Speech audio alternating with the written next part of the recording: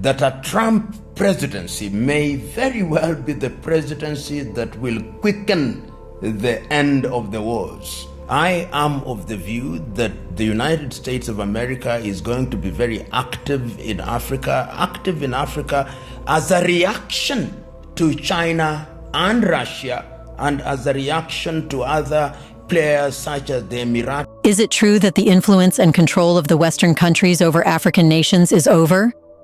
Well, since 2021, some of the biggest changes have occurred in Africa, where patriotic leaders staged coups and kicked out the West's puppets that were put in presidential palaces. So, does it mean Africa is truly independent? Well, the Kenyan lawyer and professor, Dr. P.L.O. Lumumba, has revealed exactly the opposite. Lately, the United States has been in the back seat and entangled in other global matters. However, he says that after Trump comes to office, the United States will be more active than ever, even more than the neo-colonialist European countries in Africa. Does it mean Africa is going to witness covert operations and direct military deployments from the United States that will change everything? In this video, let's find out.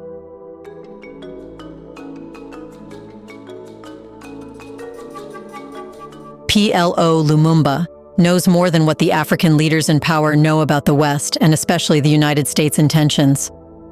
Therefore, in his latest interview, he revealed that the U.S. policy toward Africa will always be a consistent and entrenched strategy driven by America's global ambitions. His insight suggests that regardless of who leads the United States, Africa remains a critical front in the contest for global influence, particularly as emerging powers like China and Russia challenge U.S. dominance. And the reality of the world is that the law of the jungle is still alive and well, is survival of the fittest, the dying of the least suitable, and in truth, power still springs from the barrel of the gun. So we in the continent of Africa must pay attention. You remember that the United States of America has bases in a number of African countries, and going forward, we must define, particularly in the continent of Africa, we must define how we are going to engage with the United States. Lumumba tells a fundamental truth. U.S. foreign policy operates on a fixed trajectory that exceeds political parties and administrations. He describes the Democrats and Republicans as two sides of the same coin, particularly when it comes to international relations. Both prioritize safeguarding American economic supremacy, military might, and political influence worldwide. This continuity is not dependent on who occupies the White House, but rather on a deep administrative apparatus that prioritizes U.S. interests above all. Whether other countries lose or win, the system in the United States has been designed in such a way that American interests are always achieved, no matter the cost other countries have to pay. Of America.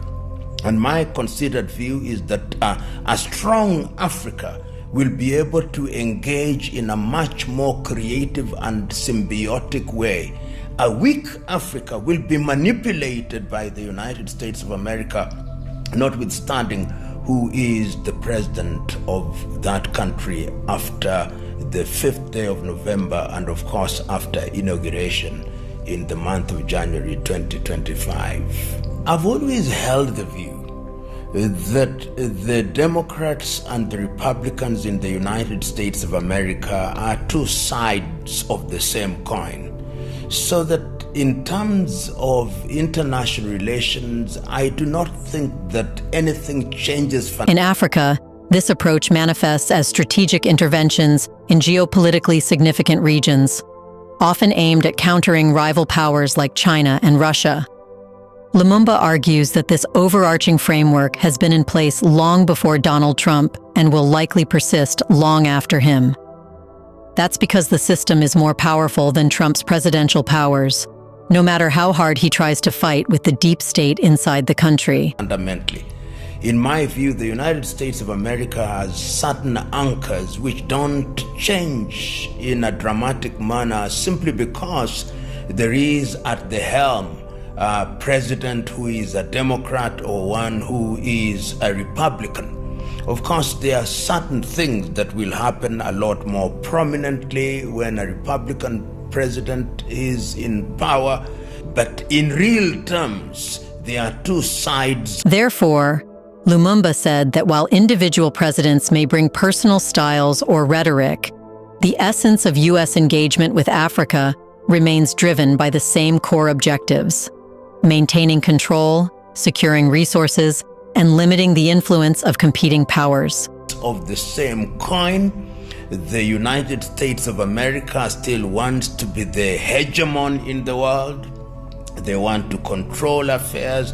They want the dollar to remain the dominant currency in the world. They want their military to be the strongest in the world. They want to dictate what happens not only in the continent of Africa but in Asia. They want to be dominant in business. They want to be dominant in science, and it matters. Lumumba said that Donald Trump's leadership style, characterized by transactional diplomacy and unorthodox rhetoric, suggests he might approach Africa differently from traditional U.S. leaders. However, Lumumba cautions that even Trump's instincts for non-interventionism may be constrained by the hardcore nature of American foreign policy. It's true that Trump's history, including his criticisms of NATO and connection with Russian President Vladimir Putin, indicates a preference for prioritizing domestic issues over international engagements. He has publicly expressed a desire to reduce U.S. involvement in foreign conflicts, but as Lumumba points out, such aspirations often clash with the geopolitical realities on the ground. In Africa, Trump's administration is likely to focus on countering Chinese influence, maintaining access to critical resources, and leveraging Kenya as a strategic partner in Eastern Africa. Cautious in making such statements. The United States foreign policy, when one talks about Kenya or Africa, remains fundamentally constant. But there are those who observe, and I'm one of them, that during Republican presidencies, the United States of America does appear to support many more programs than during the Democratic presidencies, which is full of rhetoric and short on action. And I am of the view that the United States of America is going to be very active in Africa as a reaction to China and Russia, and as a reaction to other players such as the Emiratis and the Turks. Take, for example, in the single area, the Belt and Road Bridge program that is being done by the Chinese. The Americans. Lumumba paints a striking picture of Africa as a stage where global powers compete for influence, driven by strategic interests and resource competition. The United States, keenly aware of its diminishing dominance, is ramping up efforts to counteract the activities of China, Russia, and other emerging players like Turkey and the United Arab Emirates. Lumumba highlights the Lobito Corridor, a U.S.-backed infrastructure project connecting Angola, Zambia, and the Democratic Republic of Congo, as an example of America's response to China's Belt and Road Initiative. This project, focused on mineral extraction, shows the U.S. strategy of securing economic footholds in Africa to rival China's extensive investments in infrastructure and development. On the other hand, Lumumba said that China's approach, though quieter, remains impactful. Its BRI projects prioritize long-term infrastructure investments, fostering goodwill among African nations. Furthermore, Russia's involvement, particularly in the Sahel region, adds another layer of complexity, as African nations increasingly seek diversified partnerships to reduce dependency on traditional Western powers. The presence of these external actors shows Africa's importance in the global power struggle, making it a key battleground for influence. In this respect, Lumumba says that Kenya emerges as a linchpin in U.S. policy toward Africa. Its geographic location, with its relative political stability, makes it a vital ally in a region riddled with conflict. Somalia, Ethiopia, South Sudan, and Sudan all face varying degrees of instability, positioning Kenya as an example of stability and a natural hub for U.S. engagement in Eastern Africa. Lumumba notes that the U.S. will likely strengthen its ties with Kenya, leveraging its infrastructure and diplomatic influence for broader strategic goals. In other words, Kenya may be used as a launching pad for American missions in Africa. Kenya's role in regional organizations, such as the African Union, further enhances its value as a partner. However, Lumumba also warns that Kenya's openness to engaging with multiple global powers, including China, may turn it into a competitive arena for influence between the US and its rivals. Lumumba expands his analysis beyond Kenya, predicting a more aggressive US presence across Africa in response to the growing influence of China and Russia. This competition could manifest in increased investments, military deployments, and diplomatic initiatives. However, Lumumba remains skeptical about the true benefits of these interventions for African nations, warning that external engagement often prioritizes the interests of foreign powers over local development. Before we continue further, tell us, are you enjoying the video? If yes, please like and share the video and subscribe to our channel to watch more videos on Black Africa. Let's continue now. One thing is certain. Even though Trump will follow the predetermined policy of America toward Africa, he will do things quite dramatically, with uncertainty. To put it in perspective, during the Obama administration, Africa worked with the United Nations to develop peace and security mechanisms that prioritized proactive and principled conflict resolution. These initiatives, even though focused on American interests, recognized Africa's ability to lead its own problem-solving efforts. But that does not mean Obama ended the covert missions in Africa. However, Trump's first term disrupted the surface-level progress. His administration defunded and dismantled peacekeeping missions, leaving conflicts to escalate unchecked. However, the covert activities that these peacekeeping missions did also ended. Therefore, even though Trump might be unpredictable, he might carry out American policies in a manner that focuses on less intervention and infringement of African sovereignty. Furthermore, the Western concept of liberal peace, which suggests that democracy, justice, and open markets create stability, was never truly about fostering peace in Africa. It served as a tool to impose Western ideologies under the pretense of development. While African nations embraced multilateralism, they rightly resisted patronizing lectures on human rights from nations with their own histories of violations. Trump's policies in the Middle East and Africa, orchestrated alongside allies like Israel, the UAE, and Saudi Arabia, exemplify exploitation. The Abraham Accords, marketed as historic peace agreements, marginalized African agencies. In Sudan, a nation grappling with economic collapse, these accords came at the cost of sanctions relief, undermining the democratic aspirations of a people who had overthrown an oppressive regime. Today, after Trump's victory, Africa's leaders must see these deals for what they are, as mechanisms to strip the continent of its dignity and sovereignty. Foreign interference in issues like Sudan's internal conflicts or Ethiopia's Grand Renaissance Dam dispute only deepens divisions and perpetuates dependence on external powers. Africa's path forward lies in rejecting these exploitative arrangements and focusing on homegrown solutions. It should be also known that Trump's approach to Africa revealed an alarming indifference to the human cost of conflict. Decisions such as the abrupt withdrawal of American troops from Somalia, reversed later by the Biden administration, reflected a lack of strategic commitment.